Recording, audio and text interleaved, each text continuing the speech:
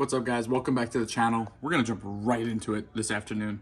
We're in the final stages of this thing. We are so close to being able to drive this thing, and so it's just a lot of stuff to button up. And so right away, we're gonna start with making these brake lines a little bit more secure.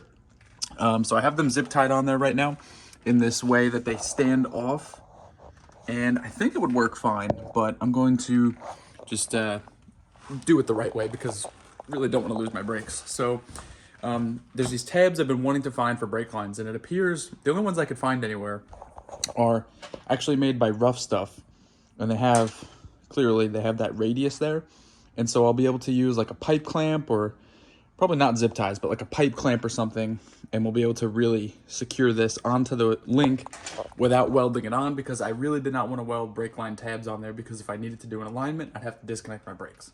I'm not doing that. All right, so there we go. It's really hard to see, but you can see how that clip or tab wraps around the link, and then I will be able to clamp that on there with pipe clamps, zip ties, whatever. And then I do have a couple standoffs on the actual line itself. So we should be pretty good to go with that whole system here. Only time will tell if this will actually work or not. So on to the next. So one of the last major projects or systems that needs to be buttoned up, that needs to be done, is the rear drive line, obviously. So I converted the JK axle to a 1310 yoke, and then I'm just going to do a 1310 on the T case as well. I am one of those people who prefers to keep the drive shaft the weak link. I'd rather snap a drive shaft in half than shred my gear set. So that's just, it is what it is. People have different preferences. I'm choosing to go with small drive shafts. Easy to keep on hand, cheap to replace. So yeah, I am going to keep the factory 231. I just never found a good deal on a 241. Atlas isn't really in the budget right now, and I'd rather just get this thing driving so I can enjoy it for a while and make that a future upgrade. I'd like to make a huge like custom skid plate and everything down here, so if I do an Atlas, I'd like to do that at the same time. So basically I need to get that transfer case out of here so we can get an SYE on there, and we can measure a drive shaft, get that in, and then this thing could drive. I just have to tidy up the engine bay and we're good. So I'm gonna work on that. I'm actually gonna bring the T case to my local shop to get that done, just to save me a little bit of time, headache, and I know it'll be done right, and he can go through it and make sure everything's good in there. This Jeep did have 227,000 miles on it, so it's just good, cheap insurance. So yeah, I'm just gonna work on getting this T case out.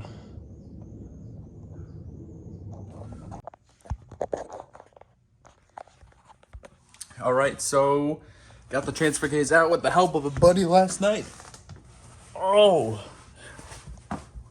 unfortunately, my whatchamacallit is being used by the hardtop over there. But anyway, yeah, so you can kind of see where I was able to like reach when the transfer case was in here.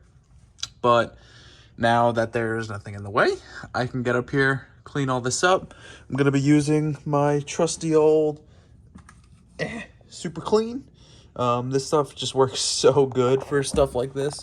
Just put it on like a shop towel, and it will literally make the undercarriage of your Jeep look brand new if you want to try this. So I'm just gonna throw on like Hot Country Radio and get this thing clean.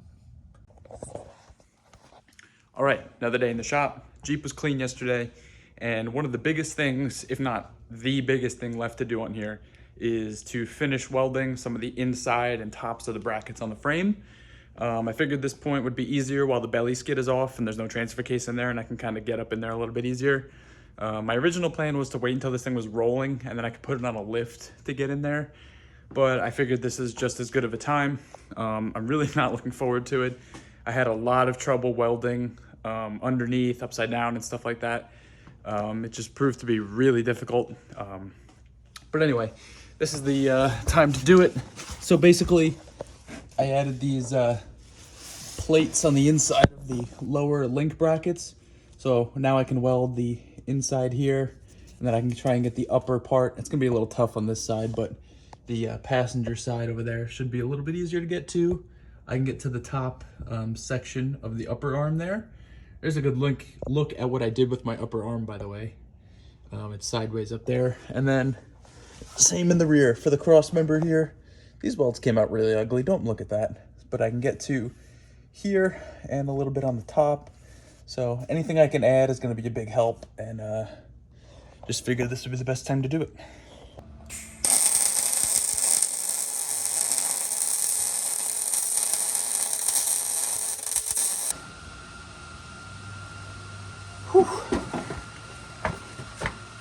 What's up, guys? Check this out. So I was just doing some overtime hours on Saturday morning. Well, it's actually Saturday afternoon now. Scrolling through Facebook, and I came across a post, a curb alert for a soft top and a hood. The hood was a little beat up, but the soft top, check this out. We got windows, the whole top and frame, and the surrounds. Free, curb alert, unbelievable. And it turns out I actually knew the guy who posted it, so that was really cool. And chatted with him for a while. He's just a really good guy, and I really appreciate it. So we got a top for this Jeep because you probably noticed that hard top in the background. That's not the hard top from this Jeep, and I don't have a soft top at all. So I didn't have any of the hardware, didn't have the door surrounds. So it's really cool that we finally got that. So I'm gonna clean this stuff up actually, and see if I can't slap it on here real quick and get a cool look at what's going on. I love the Jeep community. It's just so cool that you can find these things. I know it wouldn't be long if I didn't just jump on this post. Someone would have went and grabbed it, and it'd be on eBay for $500. So that's gonna be really cool. I'm gonna clean it up and slap it on. Super clean to the rescue, and then we're gonna get back on this stuff, which I haven't talked about. Okay. Oh God.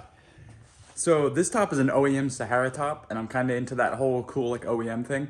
The Sahara top, I'm not sure if all of them, but the Sahara top had like the roll up rear window, and you can like hang the window up, and I love that. But all right, so the door surrounds cleaned up super nicely. Looks so much more complete with those surrounds on there. They even had the knobs. The one thing that this is missing, I think, I haven't rolled out the top all the way yet, but I think the one thing we're missing is the foams that go up here, but not a big deal. We could just make those. But I just unrolled this thing. And so the story goes, this guy bought the Jeep, and it came with the soft top and a hard top.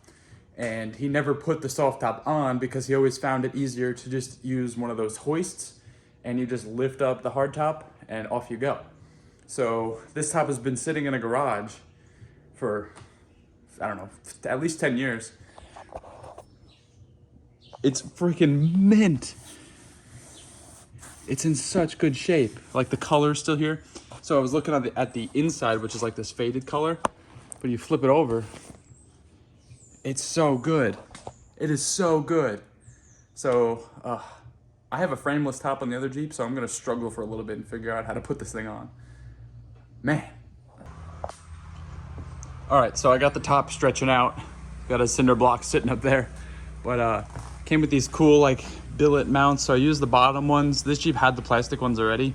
So I used the top plastic ones and then these cool aluminum ones. I got the wrong size bolt for this side, but looks pretty good on the other side there. But anyway, so kind of an idea of what it's gonna look like. I actually really did want to go back to tan on this Jeep. This is kind of like the, it's not the tan I was thinking of, but my original Jeep had the khaki interior, so I've always just kind of wanted to go back to that. Blue and black, everybody, yeah, black everything. Tan is nice too. So anyway, I'm gonna let that stretch probably for like overnight. I might even have to let this thing get out in the sun before I get that on. So I'm gonna go back onto the engine bay stuff. I got to the point where I pulled out the ignition coil. I actually had an issue with the other Jeep and ended up robbing the ignition coil off of this Jeep. So this one is bad. Went on Rock Auto and we got a NGK replacement part. So looks super nice, comes with some cool paperwork. And yeah, we're just gonna pop this baby in there. It does look like my spark plugs are in really good shape still. So I'm just gonna leave those for now. I'm gonna clean as much of this up as possible, and then we can work on doing up these wires. I'm not sure what all this junk is. So yeah, it's kind of just what I'm gonna work on for the rest of the afternoon. So now I'm working on this little issue that I saw where my front control arm was kind of like loose. So like the axle had some play in it. It seems I have lost the bolt. Yep, no clue where the bolt went. But anyway, if I check my joint here, or the bracket here, this should be 14 millimeters or 9/16. There we go. And then the joint, let's see if we can get these in there. It's a little difficult with one hand. Should be close enough. Yep, 15.9. That's 5/8. So it turns out this Johnny joint is a 5/8 Johnny joint. So that's not correct. So I was planning on having to weld like a weld washer or something in here, but it turns out we are totally good to go with the bracket. Where the heck did I put that bolt? I'm gonna need to... What in the world, man? Oh, I put it back in the bag. Look at me. So I ordered all new hardware like a long time ago. And if we shove that in there, fits perfect with no play at all. So definitely the joint. So that kind of, it's a lot easier to switch out a joint than it is to put a weld washer on there. So gonna have to get a hold of Curry and see if they can do something about that for me. If not, we'll need to be putting a new joint on there, but I'm just gonna leave that for now. It's not gonna be too big of an issue to get this thing like out of the garage, but I'll definitely have to do something before I get into any sort of like actual driving, because I don't want that thing to wallow out these holes.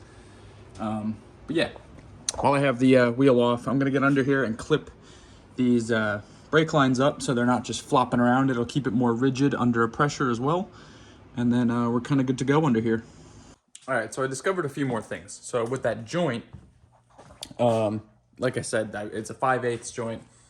Look back, and it turns out I'm the one that messed up. I don't know, maybe if I was planning, I ordered these joints like 2 years ago. So I don't know if I was planning on going like 5/8 bolts or something, but I'm never gonna be able to drill out these holes perfect on the Jeep. If they were still loose brackets, like on the table, I could throw them in the drill press and get nice 5/8 holes. It'd be fine. So I just went ahead and ordered the right ones. It's just the easiest solution right now. And that's really what I'm looking for. So another thing that I still haven't really gotten to yet is the power steering lines. So the stock pressure line actually fits. You can see it in there. And then the return line here, it's actually going to be a little bit short. And the way that this fitting is, it's just not going to fit in there. I think either way, I'm going to have to trim out a little bit of the grill. So I made a mark there. But yeah, so again, that's not that big of a deal, but I'm going to have to figure out what kind of fittings those are and go get a new line made. Just another little project. And let's take a look at our list here. So this project's going to drag on for another week, but I ordered more Steel-It to match all the paint that's already on there. The top of the towers, I'm going to wait until this thing is like done. It's going to be fine if I just roll it out of the garage and maybe drive around the block. Need to get a new battery. I have one as a core. I need to go get a new one. Not really sure what I'm going to do on that yet. Probably just a Napa Gold Special or whatever. And I need to grease all the joints. So that'll take 5 minutes. Headlight plug. So I noticed yesterday as I was cleaning up the wires that someone had done like a stupid repair on the headlight plug here. And it finally just kind of broke out of the back of the socket there, right there. So I'm gonna have to do a repair on that. Again, not really a big deal. It's just something else that has to be done. Doesn't even really have to be done, but you know, I might wait on that to make that the last thing before I get this thing out of here, because I don't really care that much about a headlight. But got the soft top stretching out a little bit. You can see the side windows are just on there hanging, but rear windows on, and these are clipped in. The front is clipped in. Threw on the other tail light. I'm gonna have to paint this up soon. And yeah, we're really getting there. As far as evap stuff, I'm just I'm filming a separate video on that, but I think I'm just gonna like cap it, and I'm gonna see if I can cap it and then cap the 2 lines up here. And it'd be pretty cool if I could just plug this in and maybe trick the Jeep into thinking that the evap is hooked up and working. That'd be cool if I could like get it inspected like that and then just kind of unplug the thing and whatever. We'll worry about that when we get there. That'll be a separate video. Yeah, so just knickknacks, baby. We're getting there, though. We're getting there.